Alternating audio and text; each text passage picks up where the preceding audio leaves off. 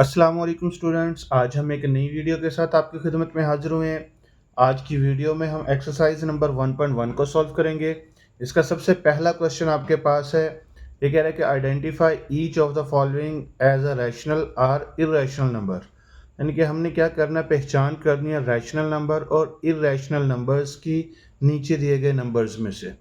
ठीक है, तो अब देखिए कि जैसे आपको मैंने बताया था कि पहली वीडियो में कि रैशनल नंबर वो नंबर होते हैं जो पूरे पूरे डिवाइड हो जाते हैं, यानी कि जिन्हें आप पी ओवर क्यू की फॉर्म में लिख सकते हो।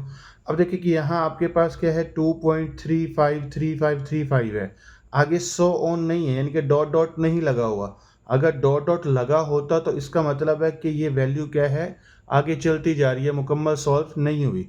तो लिहाजा ये क्या है, ये पूरी सॉल्व हो चुकी है।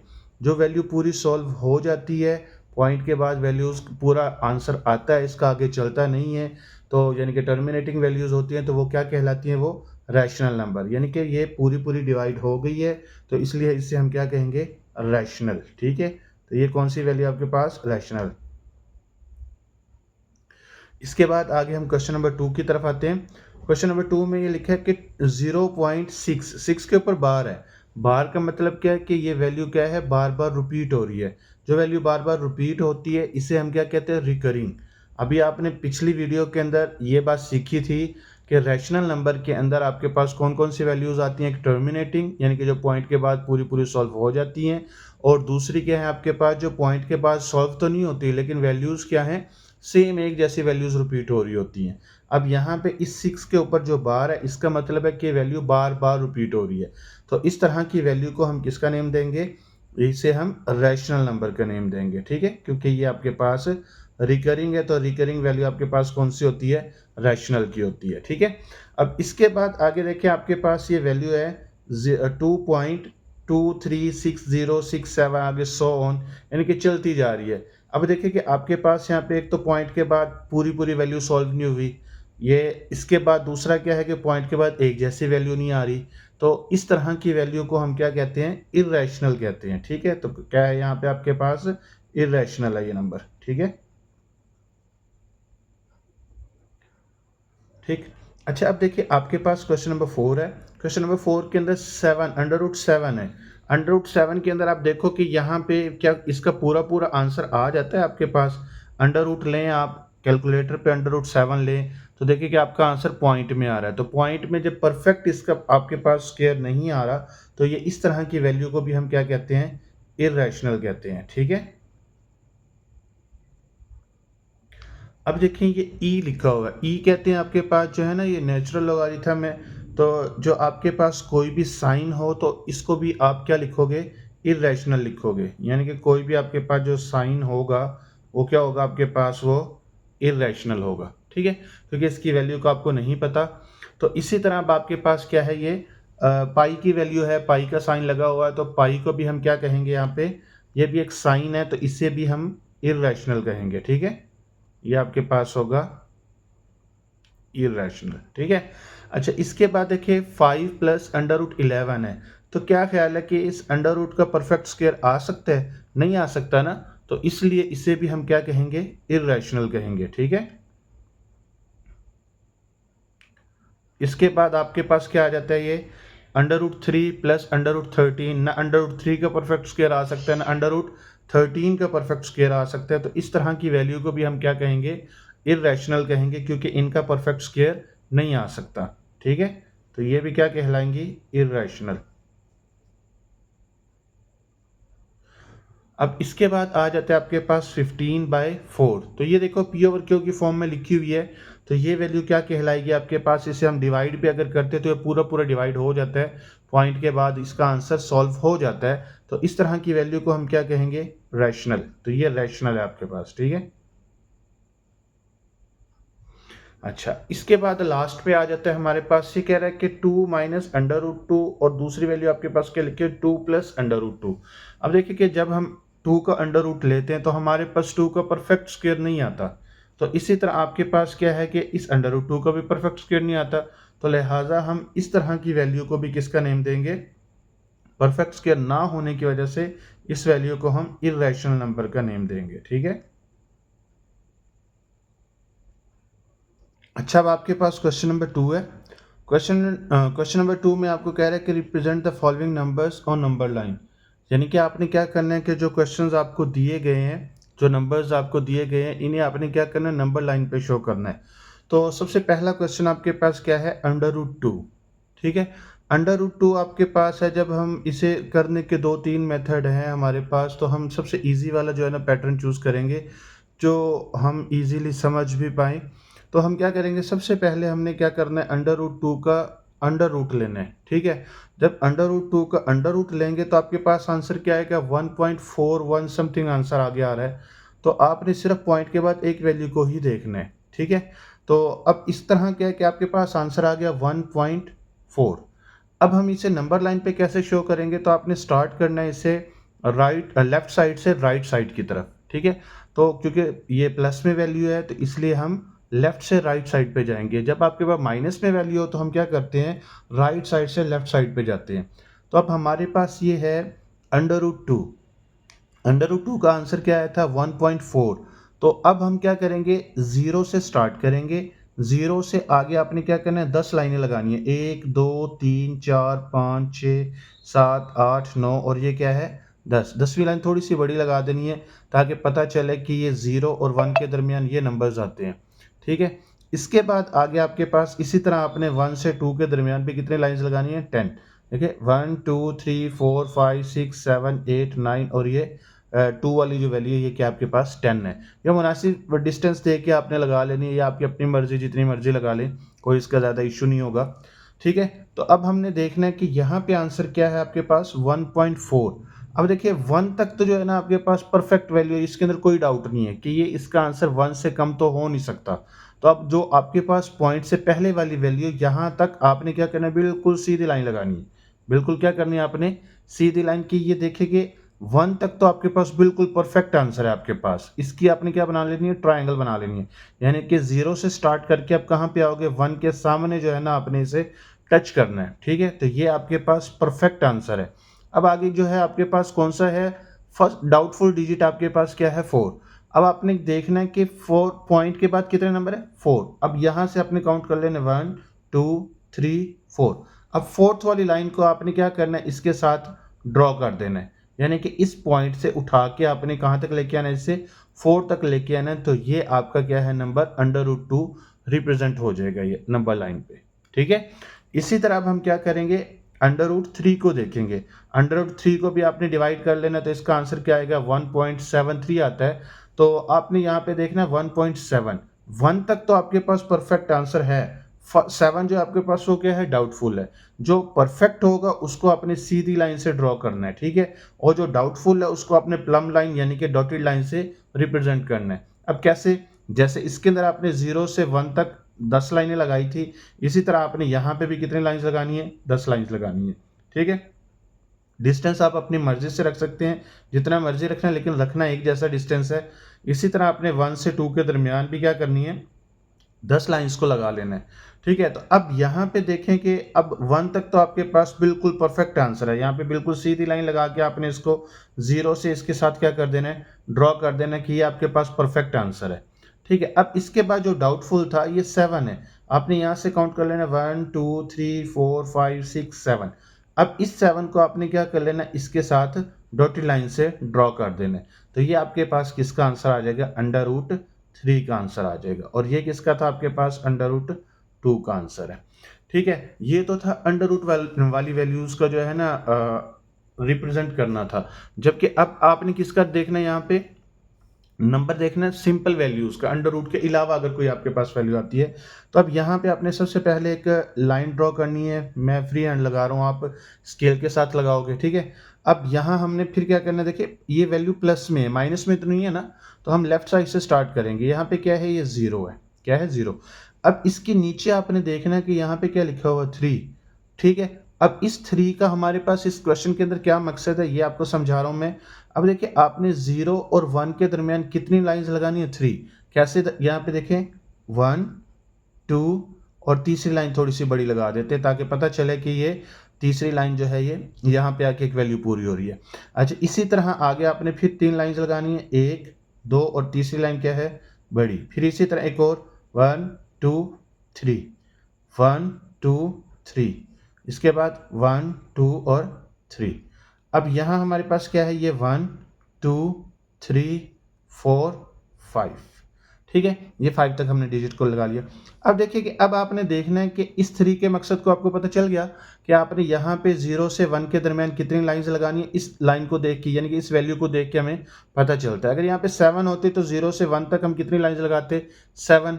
8 होती तो हमने कितनी लगानी थी, 8 लगानी थी। अगर 3 है तो हम कितनी लगाएंगे, 3 लगाएंगे, ठीक है। अब इस 4 का मकसद हम समझ लेते हैं कि अब आपने जो ड्रॉ करनी है वैल्यू, वो 4 से आगे होनी चाहिए। जो भी नंबर यहाँ पे लिखा होगा उससे आगे वाली वैल्यूज को आपने ड्रॉ करना है।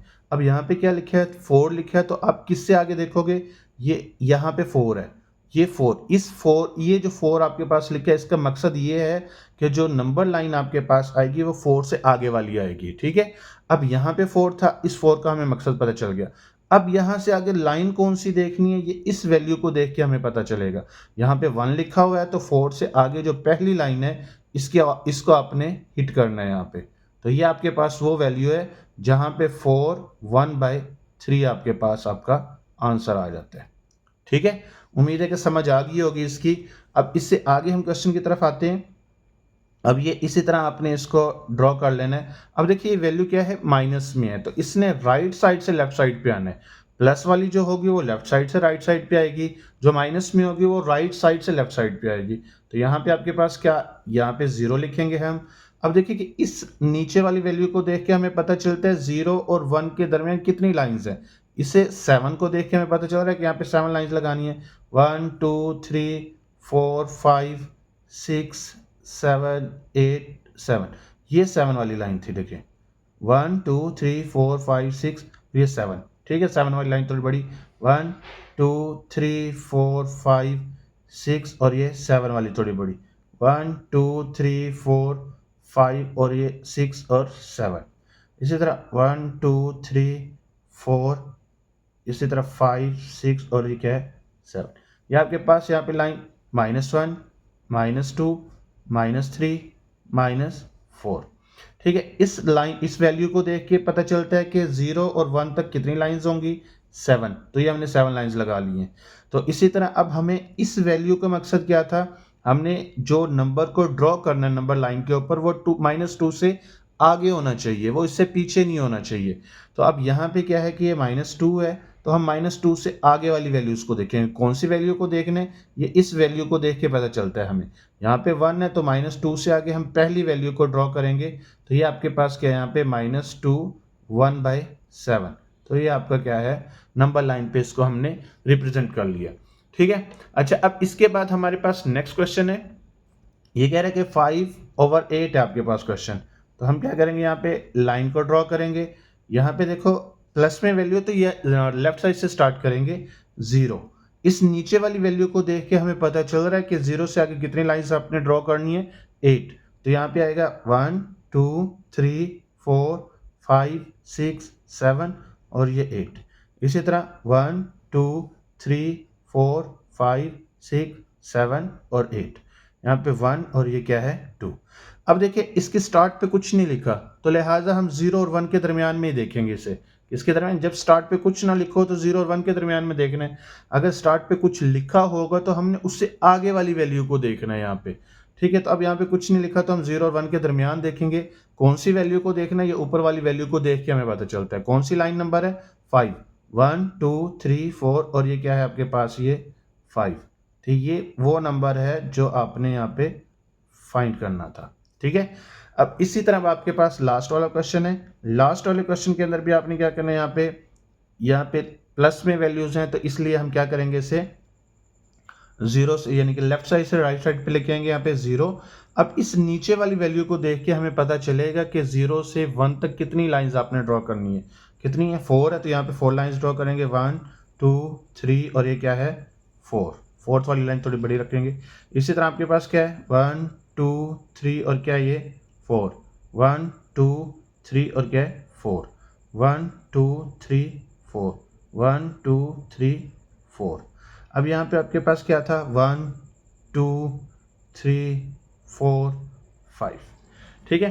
अब ये तो हमने नीचे लाइंस तो लगा ली, 0 और 1 के दरमियान जो लाइंस लगानी थी, हमें नीचे वाली वैल्यू देख के पता चल गया। अब हमने लाइन को ड्रॉ कहाँ पे, यानी कि जो हमारा मकसद है वो कहाँ पे हमारा आएगा, यानी कि जो हमने नंबर तलाश करना है वो कौन सा है, वो 2 से आगे है, जो यहाँ पे स्टार्ट पे लिखा होगा इससे आगे वाली वैल्यू को आपने देखना है। तो यहाँ पे 2 है तो 2 से आगे देखना है आपने। कौन सी लाइन को देखना है आपने, यहाँ पे तीसरी लाइन को। 2 से आगे जो है वो कौन सी लाइन है, तीसरी। पहली, दूसरी और ये क्या है, तीसरी।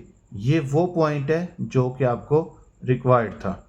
ठीक है, तो ये आपके पास आपका आंसर आ गया। इससे आगे क्वेश्चन की तरफ चलते हैं। अब आपके पास क्वेश्चन नंबर 3 है। क्वेश्चन नंबर 3 में कह रहा है कि express the following as a rational number p over q where p and q are integers and q is not equal to 0।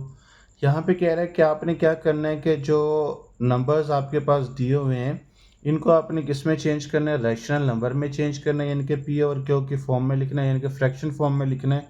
यहाँ पे पी और क्यू जो है वो आपके पास क्या होने चाहिए, इंटीजर्स होने चाहिए, यानी कि कोई न्यूमेरिक वैल्यूज़ होनी चाहिए। और जबकि यहाँ पे क्यू की वैल्यू 0 नहीं होनी चाहिए, यानी कि 0 क्यू की वैल्यू, यानी कि ऊपर वाली वैल्यू को हम पी कहेंगे, नीचे वाली वैल्यू को हम क्या कहेंगे, क्यू कहेंगे। ये कह रहा है कि हमारे पास वैल्यूज़ क्या होनी चाहिए, पी और क्यू की जो वैल्यूज़ होनी चाहिए वो न्यूमेरिक वैल्यूज़ होनी चाहिए, यानी कि इंटीजर्स होने चाहिए। अब इसके बाद आगे क्या कह रहा है कि यहाँ पे कह रहा है कि जो नीचे वाली वैल्यू है वो 0 नहीं होनी चाहिए।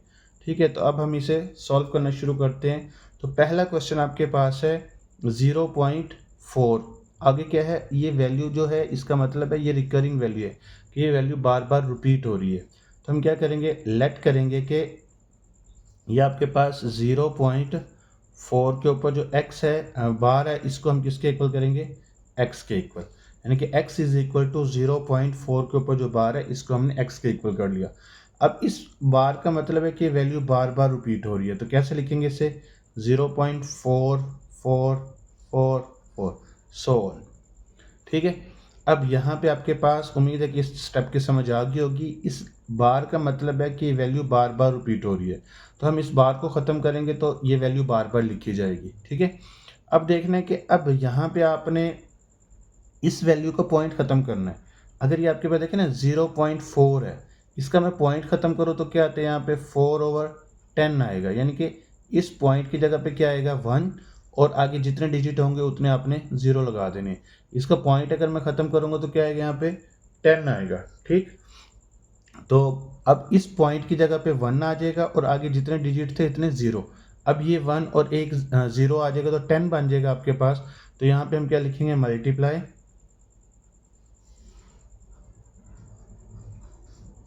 Multiply by 10 on both side. ठीक है, दोनों तरफ आपने किससे मल्टीप्लाई करना है, 10 के साथ। तो यहाँ पे आएगा 10x इज इक्वल टू क्या आएगा, 10 इंटू 0.4444 सो ऑन। अच्छा, जब हम इसे 10 से मल्टीप्लाई करेंगे तो हमारे पास आंसर क्या आएगा, ये पॉइंट यहाँ से मूव करके यहाँ पे आ जाएगा। आप करके देख सकते हैं, कैलकुलेटर पे आपने लिखना है 0.444 मल्टीप्लाई 10, तो आपके पास आंसर क्या आएगा, यहाँ पे 4.4। इसके ऊपर हम बार लगा लेते हैं क्योंकि ये वैल्यू ने बार बार रिपीट होना है। ठीक है, तो अब हम क्या करेंगे, जो पॉइंट से पहले वाली वैल्यू है इसको हम अलग कर लेंगे। कैसे करेंगे, 4 प्लस, अगर मैं 4 प्लस 0.4 के ऊपर बार करता हूँ, इन दोनों को जब प्लस करता हूँ तो ये आंसर आएगा।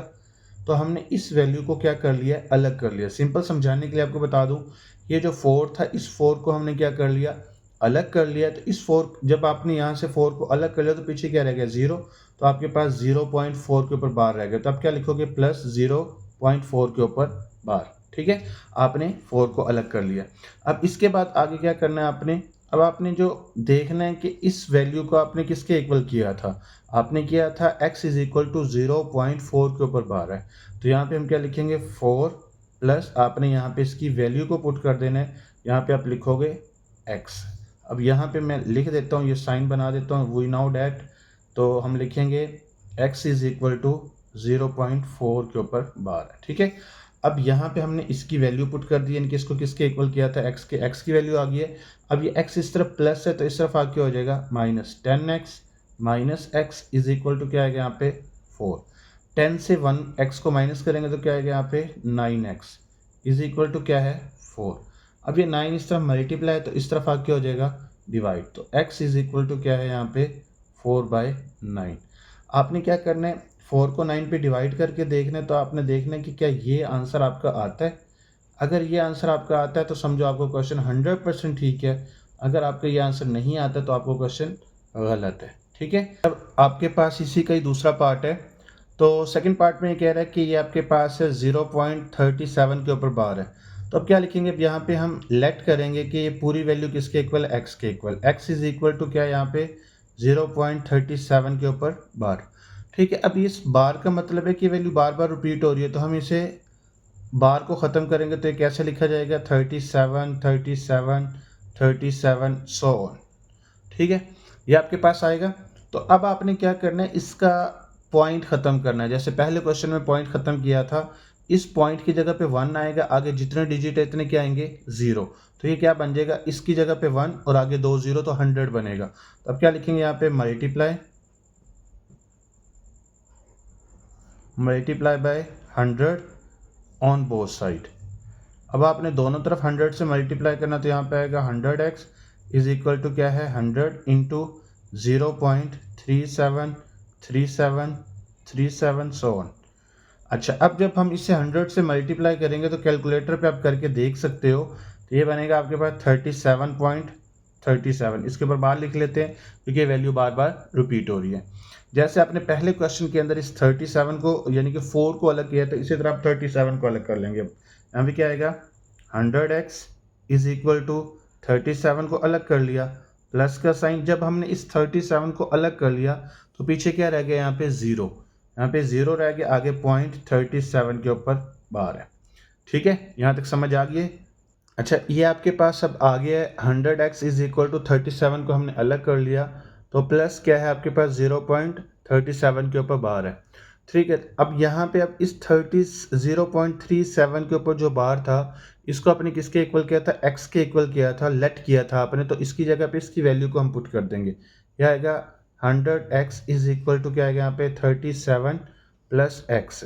मैं यहाँ पे लिख देता हूँ, we now that x is equal to क्या था 0.37 के ऊपर बार है, ये जो आपने लेट किया था। ठीक है, अब ये x जो है ये सिर्फ प्लस है, तो इस तरफ आके हो जाएगा माइनस। यहाँ पे 100x माइनस x हो जाएगा इज इक्वल टू क्या यहाँ पे 37। तो 100 से 1 को माइनस करेंगे तो आपके पास क्या आएगा यहाँ पे 99x इज इक्वल टू क्या है 37। अब ये 99 इस तरफ मल्टीप्लाई, तो इस तरफ आके हो जाएगा डिवाइड, यह आएगा 37 डिवाइडेड बाई 99। तो यही आपका आंसर है। आपने डिवाइड करके देख लेना है चेक करने के लिए कि क्या इसका आंसर आपके पास 0.373737 डॉट सो ऑन इसी तरह आ रहा है। अगर ये आ रहा है तो आपका क्वेश्चन ठीक है, अगर नहीं आ रहा तो आपका आंसर गलत है। ठीक है, तो इससे आगे नेक्स्ट क्वेश्चन की तरफ चलते हैं। अच्छा, अब आपके पास जो है इसका थर्ड पार्ट है। थर्ड पार्ट आपके पास है 0.21 के ऊपर बार लिखा हुआ है। तो अब हम इस पूरी वैल्यू को लेट करेंगे कि किसके इक्वल है, x के इक्वल है। x इज इक्वल टू 0.21 इसके ऊपर बार है।